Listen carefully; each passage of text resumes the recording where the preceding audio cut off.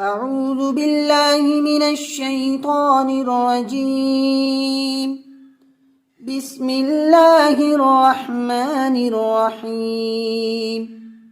واتخذ قوم موسى من بعده من حليهم عجلا جسدا له خوار ألم يروا أنه لا يكلمهم ولا يهديهم سبيلا اتخذوه وكانوا ظالمين.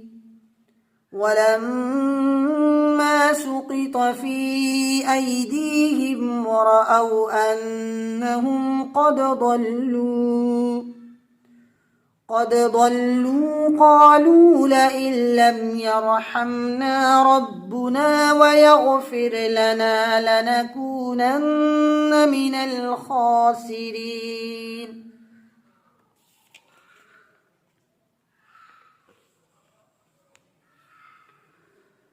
ولما رجع موسى إلى قومه غضبان أسفا قال بئس ما خلفتموني من بعدي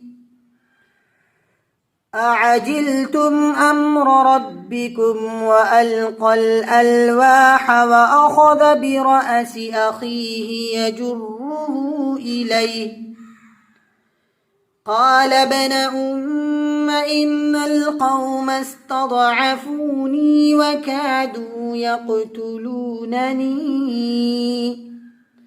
فلا تشمت بي الأعداء ولا تجعلني مع القوم الظالمين.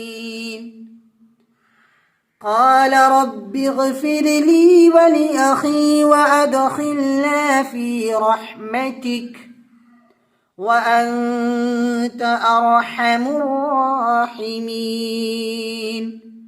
صدق الله العظيم.